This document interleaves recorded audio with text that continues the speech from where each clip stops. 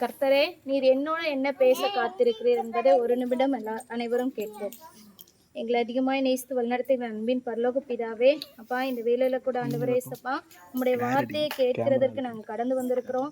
அப்பா, நீர் எங்கள் வார்த்தையின் மூலமா ஆண்டவரே சப்பா, மனுஷருடைய வாயிலிருந்து புறப்படுகிற வார்த்தை உமது வார்த்தையா இருக்கவும், அடியேனை மறைத்து நீர் வெளிப்படும்படியாகவும் உங்களுடைய பாதப்படியில் வந்து நிற்கிறோம். நீர் இன்றைக்கு ஆண்டவரே சப்பா, எங்களுக்கு என்ன வார்த்தை வைத்திருக்கீங்களோ அதை நீர் பேசும்படியாய் ஜெபிக்கிறோம். மீதியான நேரமும் பொறுப்படுத்திக் கொள்ளுங்க, வழி நடத்துங்க. இயேசு கிறிஸ்து மூலம் ஜெபங்களும் நல்ல பிதாவே, ஆமென். உயிர்த்தெழுந்த நாளுக்கு முன்னான நாளாகிய இந்த ஆயத்த நாளிலே தேவனாகிய கர்த்தரை அடக்கம் செய்து அந்த கல்லறைக்கு முத்திரையிடப்படுகிறதற்காகிய நாளாக நாம் ஆசரித்து கொண்டிருக்கிறோம். மத்தேயு எழுதின சுவிசேஷம் 27ஆம் அதிகாரம் 62ஆம் வசனம்.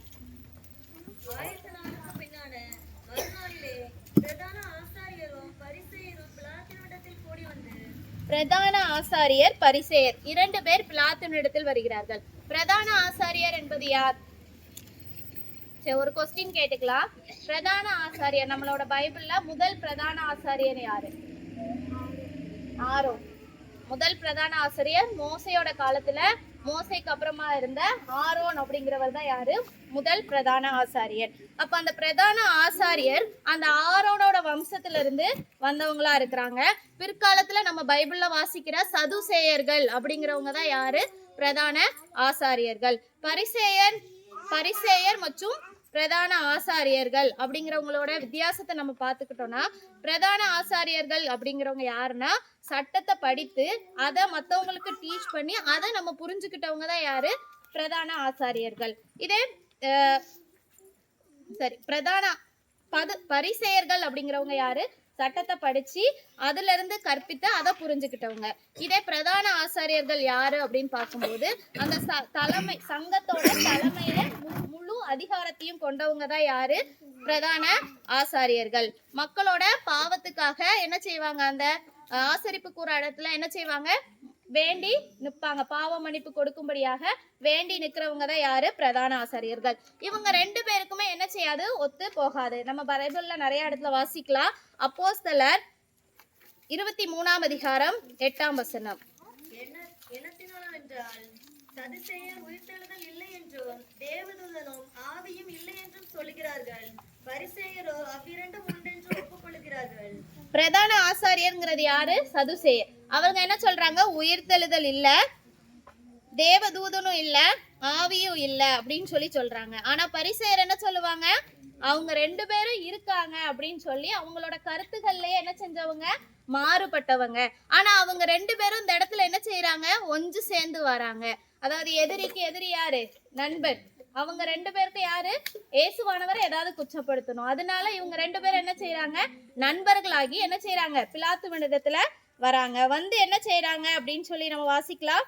மத்தேயு 27:63. ஆண்டவனே, அந்த எத்தன் உயிரோடு இருக்கும்போது 3 நாளைக்கு எழுந்திருப்பேன் என்று சொன்னது எங்களுக்கு ஞாபகம் இருக்கிறது. அந்த 3 நாளைக்கு பிறகு தேவன் உயிரோடு எழும்புவார் அப்படிங்கிறது யாருக்கு ஞாபகம் இருக்குது? தேவனுக்கு விரோதமா இருக்கிற இவங்க 2 பேருக்கும், பரிசேயருக்கும் சதுசேயர்களுக்கும் என்ன இருக்குது? பிரதான ஆசாரியருக்கும் பரிசேயருக்கும் ஞாபகம் இருக்குது அப்படின்னு சொல்லிட்டு பிலாத்துவிடத்துல சொல்றாரு. 64ஆம் வசனம். ஆகையால் அவனுடைய சீஷர்கள் ராத்திரியிலே வந்து அவனை களவாய் கொண்டு போய் மரித்தோரிலிருந்து எழுந்தான் என்று ஜனங்களுக்கு சொல்லாத படிக்கும், முந்தின எத்தை பார்க்கிலும் பிந்தின எத்து கொடிதாக்காத படிக்கும் நீர் 3 நாள் வரைக்கும் கல்லறையை பத்திரப்படுத்தும்படி கட்டளையிட வேண்டும் என்றார்கள். இதுல என்ன பாக்குறோம் அப்படின்னா, சீஷர்கள் வந்து என்ன செய்வாங்க? ஏசப்பாவோட உடலை எடுத்து கொண்டு போய் ஒளிச்சு வச்சுட்டு அவர் உயிர் தெழுந்துட்டாருன்னு சொல்லிடுவாங்க அப்படின்னு சொல்றாங்க.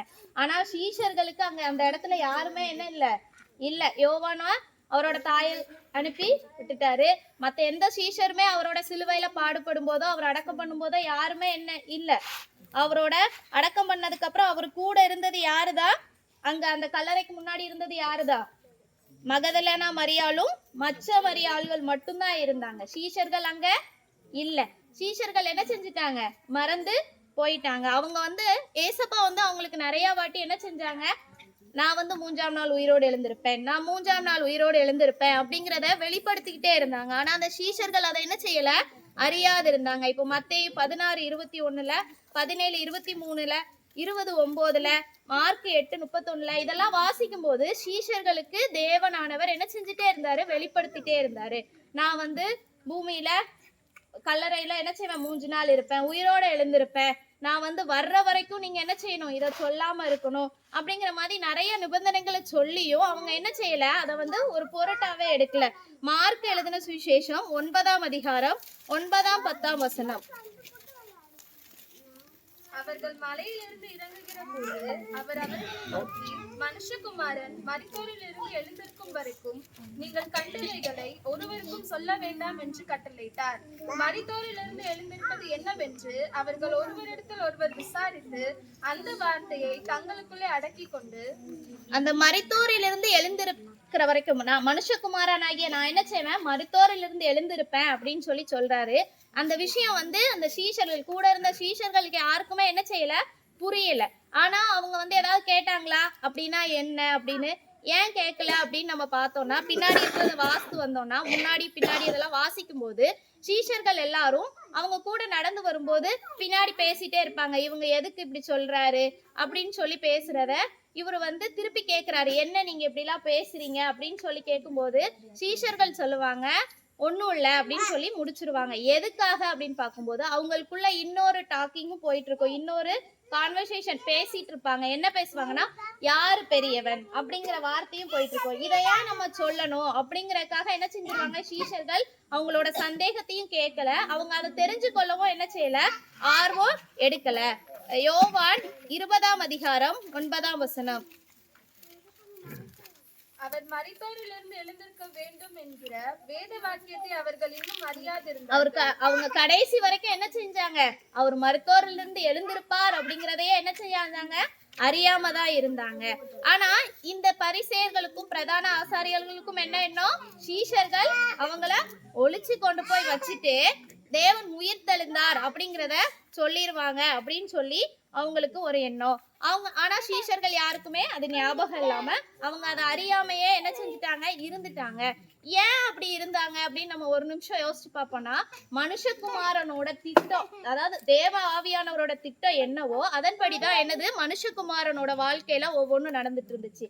அப்போ இப்ப நீங்க எடுத்துக்கோங்க, ஒருவேளை சீஷர்கள் இதை தெரிஞ்சிருந்தாங்க, சீஷர்கள் வந்து தேவன் உயிரோடு எழுந்திருப்பார் அப்படிங்கறக்காக கல்லறை முன்னாடி காவல்ல இருக்காங்க, அவங்க அம்மா இருக்காங்க, அவங்க அப்பா இருக்காங்க, எல்லாரும் இருக்காங்க அப்படின்னு தெரிஞ்சிச்சுன்னா, சீஷர்களோட அம்மா அப்படி எல்லாரும் அவங்க ரிலேட்டிவ்ஸ் எல்லாரும் இருக்காங்க அப்படின்னு நினைச்சுக்கோங்களேன். அவர் உயிர் தெழுந்துட்டாரு, இவங்க என்ன செய்யறாங்க, ஏசப்பா உயிர் தெழுந்துட்டாங்கன்னு அந்த சீஷர்கள் வந்து வெளியே சொல்றாங்க.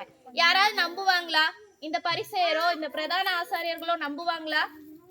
ஏன், அவங்களுக்கு ஏற்கனவே சந்தேகம் இவங்க போய் சொல்றாங்கன்னு.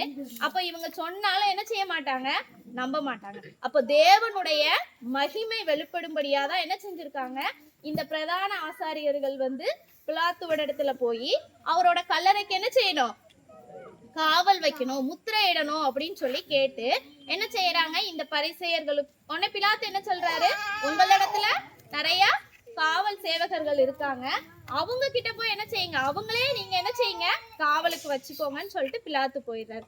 அதே மாதிரி அவங்களோட காவலாளிகள் சொன்னதுனாலதான் யார் நம்புனா, இந்த பரிசேயர்களும் பிரதான ஆசாரியர்களும் நம்பினவர்களா இருந்தாங்க. பிலாத்தின் இடத்துல இன்னொரு விஷயம் சொல்றாங்க. மத்தேயு 27ஆம் அதிகாரம் 64 என்ன சொல்றாங்கன்னா, முந்தின எத்தை பார்க்கிலும் பிந்தின எத்து கொடியதாகாதபடிக்கு. அப்படின்னா முந்தின எத்துனா என்ன விஷயம், முந்தின எத்து அப்படிங்கும் போது தேவ ஆவியானவர் இந்த மனுஷருக்குமாரனா அந்த உலகத்துக்கு வந்து நிறைய மக்களை ஆதாயப்படுத்தினாரு, நமக்காக என்ன செஞ்சாரு, பாடுபட்டாரு. கழுதையின் மேலும் கழுதை குட்டியாகிய மரியின் மேலும் என்ன செய்யறாரு, ஏறி பவனியா வராரு. அப்ப இந்த காரியங்கள் எல்லாம் இப்ப நம்ம விட்டுட்டோம்னா இதை விட கொடியதா என்ன செய்வாரு, பின்னாடி உயிர் தெழுந்து வருவாரு அப்படிங்கறதுக்காக தான் என்ன செய்யறாங்க, காவல் வைக்கிறதுக்காக கேக்குறாங்க அப்படின்னு சொல்லி நம்ம பாக்குறோம். இப்போ ஏசு கிறிஸ்துவானவரை கல்லறையில வைத்து முத்திரையிட்டுட்டாங்க, எல்லாம் முடிஞ்சிருச்சு. ஏசு கிறிஸ்து ஆவியானவர் நேத்து எங்க போனாருன்னு நம்ம பார்த்தோம். நேத்து உள்ள மெசேஜ்ல அவரோட ஆவி எங்க போச்சு, பாதாளத்துக்கு போச்சு. 1 பேதுரு 3ஆம் அதிகாரம் 1 பேதுரு 3ஆம் அதிகாரம் 18ஆம் வசனம், ஏனெனில் கிறிஸ்துவும் நம்மை தேவனிடத்தில் சேர்க்கும்படி அநீதியுள்ளவர்களுக்கு பதிலாக நீதியுள்ளவராய் பாவங்களின் நிமித்தம் ஒரு தரம் பாடுபட்டார். அவர் மாம்சத்திலே கொலையுண்டு ஆவியிலே உயிர்ப்பிக்கப்பட்டார். அடுத்தது அந்த ஆவியிலே அவர் போய் காவலில் உள்ள ஆவிகளுக்கு பிரசங்கித்தார். அவர் என்ன பண்றாரு? மனுஷகுமாரனா இந்த உலகத்துக்கு வந்து ஒரே தரம் பாடப்பட்டாரு. மாம்சத்துல ஒரே தரம் கொலையிடப்படுறாரு. திருப்பி என்ன செய்யறாரு? அவரோட ஆவி என்ன செய்யுது? அவர் வந்து உயிர்ப்பிக்கப்படுறாரு. அவரோட ஆவி எங்க போகுது? காவலில் உள்ள ஆவிகளுக்கு பிரசங்கிக்கும்படி போறாங்க. இந்த காவலில் உள்ள ஆவிகள் யாரு அப்படின்னு சொல்லி பின்னாடி வசனத்துல கொடுத்திருக்காங்க. பூர்வ காலத்திலே நோவா பேழையை ஆயத்தம் பண்ணும் நாட்களிலே தேவன் நீடிய பொறுமையோட காத்திருந்த போது கீழ்ப்படியாமல் போனவைகள். அப்ப யாரு? நோவாவோட காலத்துல கீழ்ப்படியாம அவங்க அந்த நோவாவோட வார்த்தைகளை கேட்காம செவி கொடுக்காம பாவத்துல அடிமைப்பட்டு இருந்தாங்க அப்படின்னு சொல்லி நம்ம வாசிக்கிறோம். மத்தேயு எழுதின சுவிசேஷம் 24 அதிகாரம் 38 வசனம். எப்படியெனில் ஜலப்பிரளயத்துக்கு முன்னான காலத்திலே நோவா பேழைக்குள் பிரவேசிக்கும் நாள் வரைக்கும் ஜனங்கள் புசித்தும் குடித்தும் பெண் கொண்டும் பெண் கொடுத்தும் ஜலப்பிரளயம் வந்து அனைவரையும் வாரிக்கொண்டு போகும் மட்டும் உணராதிருந்தார்கள். அப்ப நோவாவோட மக்கள் நோவா காலத்து மக்கள் என்ன செஞ்சிருக்காங்க? அந்த அவரோட வார்த்தைகளை என்ன செய்யல? உணராதவர்களா என்ன செஞ்சாங்க? இருந்தாங்க. ஒரு பாட்டு உண்டு, காலத்தின் அருமையை அறிந்து வாழாவிடில் கண்ணீர் விடுவாய். அதே போலதான் அவங்க மக்களோட வாழ்க்கையும் என்ன ஆயிடுச்சு? போயிடுச்சு. அப்படித்தானே? ஆனா இந்த நோவாவோட அந்த கீழ்ப்படியாமையின் மக்களுக்கு தேவ ஆவியானவராகி என்ன செய்யறாரு? ஒரு வாய்ப்பு கொடுக்கிறாரு. 1 பேதுல நம்ம வாசிக்கிறோம். அவங்களோட அந்த அந்த கீழ்ப்படியாமையின் மக்களுக்கு தான் என்ன செய்யறாரு? போய் ஆவியா போய் பிரசங்கம் பண்றாரு. அந்த ஒரு வாய்ப்பு அவங்களுக்கு கிடைக்குது. நம்ம எல்லாருக்கும் அந்த வாய்ப்பு கிடைக்குமா? கிடைக்காது. ஏன் நம்ம கிடைக்கும்? இன்னைக்கு ஒரு நாள் முடிஞ்சிச்சு அப்படின்னா நம்மளுக்கு இதோ முடிஞ்சிச்சு. நம்ம பண்ற தப்பு தப்பாதான் இருக்கும். நம்மளுக்கு இன்னொரு நாள் வாய்ப்பு கிடைக்கும். நம்ம திருந்திக்கலாம். நம்ம இறந்ததுக்கு அப்புறம் இன்னொரு வாழ்க்கை வரும். நம்ம அதுல நல்லா வாழ்ந்துக்கலாம். அப்படிங்கிறதுக்கு இடமே இல்ல. தேவனோட வாய்ப்பை வந்து நம்ம எப்படி இருக்கணும்? பயன்படுத்துறவங்களா இருக்கணும். கீழ்ப்படியாதவங்களா, உணர்வில்லாதவர்களா என்ன செய்யக்கூடாது? இருக்கக்கூடாது. இப்போ மத்தேயு 13 அதிகாரம் 19 வசனம். ஒருவன் ராஜ்யத்தின் வசனத்தை கேட்டும் உணராதிருக்கும் போது பொல்லாங்கன் வந்து அவன் இருதயத்தில் விதைக்கப்பட்டதை பறித்து கொள்கிறான்.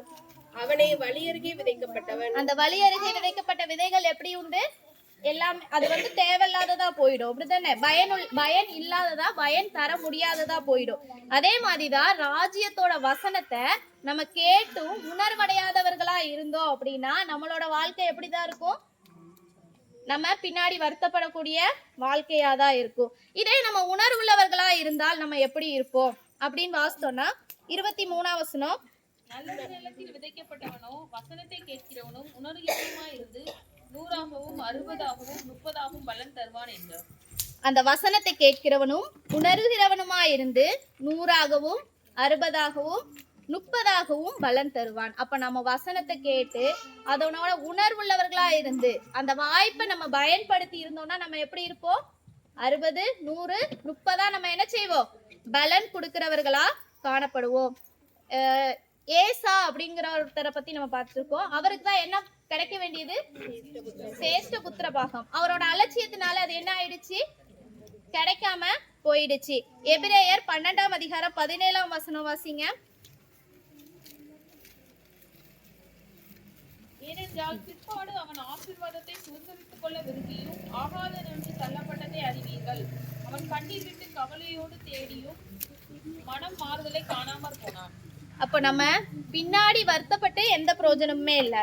அந்த ஆகாதவன் நெஞ்சு தள்ளப்பட்டதை அறிவீர்கள். அவன் கண்ணீர் விட்டு கவலையோடு தேடியும் மாறுதலை காணாமல் போனான். அவனுக்கு உணர்வடைஞ்சான். எப்போ? பிற்பாடு. பின்னாடிதான் என்ன செஞ்சான்? உணர்வடைஞ்சான். அவன் அலட்சியமா இருந்தது தப்புங்கிறத. அப்ப அவனோட அலட்சியத்தினால அவனுக்கு என்னது கிடைக்காம போச்சு? சேஷ்ட புத்திர பாகம். பின்னாடி அவன் மன வருந்தியும் கண்ணீர் வடிச்சும் அவன் வந்து என்ன கிடைக்கல, அவனுக்கு சேஷ்ட புத்திர பாகம் கிடைக்கல. இதே மாதிரி நம்ம கண்ணீர் வடிக்கிறவர்களாயும் உணர்வடையாதவர்களாயும் இருந்தோம்னா நம்மளோட வாழ்க்கை எப்படி இருக்கும்? நம்ம உணர்வடையாதவர்களா இருக்கணுமா, அடைவாதவர்களா இருக்கணுமா அப்படிங்கிறத நம்ம யோசிச்சு பார்த்துக்குவோம். இப்போ நம்ம வாய்ப்புகளை பயன்படுத்த வேண்டும் அப்படிங்கிறதுக்கு ஒரு குட்டி ஸ்டோரி சொல்றேன். 3 பேர் இருக்காங்க. 3 பேரையும் நிலவுல போறதுக்காக என்ன செய்யறாங்க, ஆயத்தப்படுத்தி நிலவுக்கு போறதுக்கு எல்லாம் ரெடி பண்ணி மேல போயிட்டாங்க. ஃபர்ஸ்ட் நிலாவுல போய் நிக்குது. ஃபர்ஸ்ட் கமெண்ட் வருது, நம்பர் 1 என்ன செய்யுங்க, கீழே கால் வைங்க. ஆனா அவர் என்ன செய்யறாரு, ஒரு செகண்ட் யோசிக்கிறாரு. திருப்பியும் 2வது வருது, அவரு தயங்குறாங்க.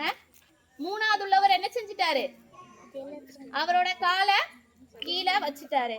அப்போ இன்ன வரைக்கும் நம்ம படிக்கிறோம், நிலாவின் முதலில் கால் வைத்தவர் யாரு, நீல் ஆம்ஸ்ட்ராங். அவரோட வாய்ப்பை அவர் என்ன செஞ்சுக்கிட்டாரு, பயன்படுத்திக்கிட்டாரு. 2 உள்ளவங்கள நம்ம நிறைய இதுல படிச்சதே இல்லை, அப்படிதானே?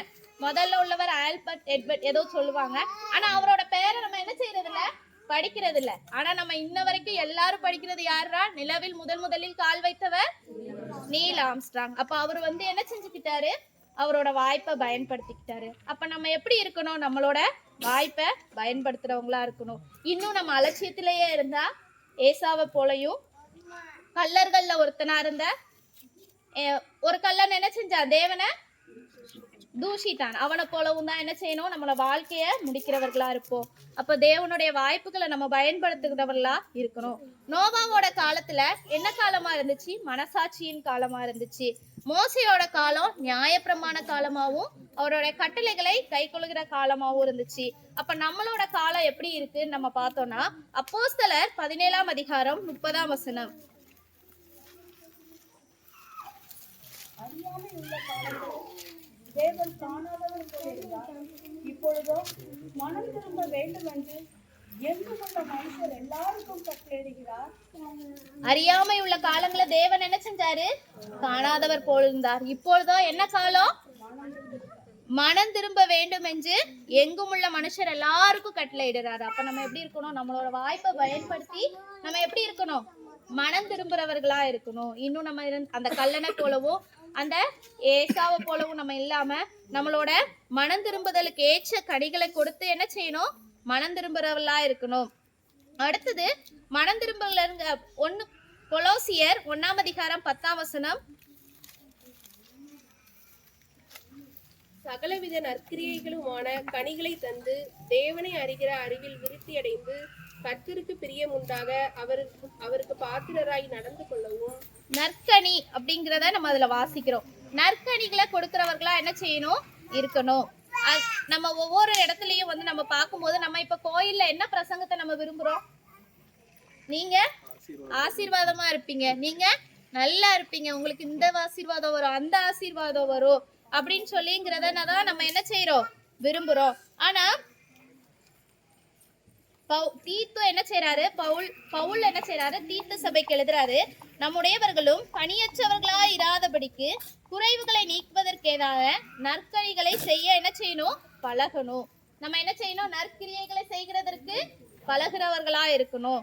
அடுத்தது நம்ம மிகுந்த கனிகளை கொடுக்கிறவர்களா இருக்கணும். அடுத்தது 3வது நம்ம பார்க்கும்போது இடரலற்றவர்களா இருக்கணும். ஃபர்ஸ்ட் வாய்ப்பை பயன்படுத்தணும், அடுத்தது மனம் திரும்புதலுக்கு ஏற்ற கனிகளை கொடுக்கணும், அடுத்தது நம்ம என்ன செய்யணும், இடரலற்றவர்களா இருக்கணும். பிலிப்பியர் 1ஆம் அதிகாரம் 10ஆம் வசனம். தேவனுக்கு மகிமையும் துதியும் உண்டாகும்படி இயேசு கிறிஸ்துவினால் வருகிற நீதியின் கனிகளால் நிறைந்தவர்களாகி. அடுத்த வசனம், நீங்கள் கிறிஸ்துவின் ஆளுக்கென்று துப்புரவானவர்களும் இடரலற்றவர்களுமாய் இருக்கவும் வேண்டுதல் செய்கிறேன். அப்போஸ்தலனாகிய பவுல் என்ன செய்யறாரு, பிலிப்பியருக்கு எழுதும் போது, நீங்க கிறிஸ்துவோட நாளுக்கு துப்புரவானவர்களும் இடரலற்றவர்களுமாய் இருக்க நான் வேண்டுதல் செய்யறேன். பவுல் என்ன செய்யறாரு, அவங்களோட பிலிப்பிய சபைக்கு என்ன செய்யறாரு, நீங்க இடரலற்றவர்களா இருக்கணுங்கிறதுக்காக நான் என்ன செய்யறேன், வேண்டுதல் செய்யறேன் அப்படின்னு சொல்றாரு. அப்ப நம்ம எப்படி இருக்கணும், நம்ம மனம் திரும்பியாச்சு, அப்ப அதுல இருந்து என்ன செய்யக்கூடாது, இடரலற்றவர்களா இருக்க கூடாது அப்படிங்கிறத நம்ம தெரிஞ்சுக்கணும். இப்படி நம்ம வாழும்போது நம்மளுக்கு என்ன கிடைக்கும் அப்படிங்கும் போது, மீட்கப்படும் நாளுக்கென்று முத்திரையாக பெற்ற பரிசுத்த ஆவியை துக்கப்படுத்தாதீர்கள். அப்ப நம்ம முத்திரையா பெற்ற பரிசுத்த ஆவியை நம்ம என்ன செய்யக்கூடாது? துக்கப்படுத்தக்கூடாது. ஏசாயா 35 அதிகாரம் 10 கர்த்தரால் மீட்கப்பட்டவர்கள் திரும்பி ஆனந்த களிப்புடன் பாடி சீயோனுக்கு வருவார்கள். நித்திய மகிழ்ச்சி அவர்கள் தலையின் மேல் இருக்கும். சந்தோஷமும் மகிழ்ச்சியும் அடைவார்கள். சஞ்சலமும் தவிப்பும் ஓடிப்போம். அப்போ நம்ம கடவுள் நம்மளுக்கு கொடுக்குற வாய்ப்பை பயன்படுத்தி மனம் திரும்புதலுக்கு ஏற்ற கனி கொடுத்து இடரல் அற்றவர்களா இருக்கும்போது நம்ம கர்த்தர்கிட்ட நம்ம எப்படி வரோம்? மீட்கப்பட்டவர்களா வரும். கர்த்தரால் மீட்கப்பட்டவர்களா வரும்போது நம்மளுக்கு இந்த ஆசீர்வாதங்களா என்ன செய்வாரு? தேவன் கொடுக்கிறவரா இருக்கிறார். நித்திய மகிழ்ச்சி அவர்கள் தலையின் மேல் இருக்கும். சந்தோஷமும் மகிழ்ச்சியும் அடைவார்கள். சஞ்சலமும் தவிப்பும் ஓடிப்போம். இந்த லெந்து காலம் இன்னையோட முடியுது. நாளைக்கு நம்ம உயிர்த்தெழுதலின் பண்டிகையை கொண்டாட போறோம். நம்ம கர்த்தரோட வாய்ப்பை பயன்படுத்தி அவர்கிட்ட மனம் திரும்புதலுக்கு ஏற்ற கனிகளையும் நற்கிரியைக்குரிய கனிகளையும் நம்ம கொடுத்து நம்ம இடரலற்றவர்களாய் வாழுறதற்கு நம்மளை ஆயத்தப்படுத்துவோம். இயேசு கிறிஸ்துவானவர் நம்மளுக்கு சஞ்சலமும் தவிப்பும் இல்லாமல் நம்மளே வழிநடத்துறவராய் இருப்பார். தேவன் தாமே இந்த சிறு செய்தி ஆசீர்வதித்து எல்லாவற்றுக்கும் தேவையான ஆசீர்வாதங்களையும் கொடுத்தருளுவாராக. தலைகளை தாழ்த்தி ஒரு நிமிடம் இயேசு கிறிஸ்துவானவர் நம்மளுக்கு மனதிருந்துதலுக்கு ஏற்ற கனியை கொடுக்கும்படியாகவும் தேவன் ஒரு வாய்ப்பை நம்மளுக்கு ஒரு விசை தந்தருளும்படியாகவும் நம்ம அவரோட வாய்ப்பை பயன்படுத்தும்படியாகவும் தேவனிடத்துல கேட்போம். எங்கள் அன்பின் பரலோக பிதாவே, அப்பா, நீர் கொடுத்த வாய்ப்பு ஆண்டவரே சப்பா, நாங்கள் ஒவ்வொருவரும் பயன்படுத்தி கொள்ளும்படியாகவும் நாங்கள் மனம் திரும்புதலுக்கு ஏற்ற கனியை உமக்கு கொடுக்கும்படியாகவும் நாங்கள் இடரல் அடையாதபடிக்கு ஆண்டவரே இந்த உலகத்திற்குள்ள பிரவேசிக்கும் போது எந்த ஒரு இடரலுக்குள்ள நாங்கள் விழுந்து விடாத படிக்கும் நீர் எங்களை பாதுகாத்து கொள்ளும்படியாய் ஜெபிக்கிறோம். எங்களோட சஞ்சலம் தவிப்பு எல்லாம் ஓடி போகவும் உங்களுடைய நித்திய மகிழ்ச்சி எங்களோட கூட வரவும் நீ கிருபை செய்தருளும்படியாய் ஜெபிக்கிறோம். மீதியான நேரமும் பொறுப்பெடுத்துக் கொள்ளுங்க, வழி நடத்துங்க. இயேசு கிறிஸ்து மூலம் ஜெபங்களும் நல்ல பிதாவே.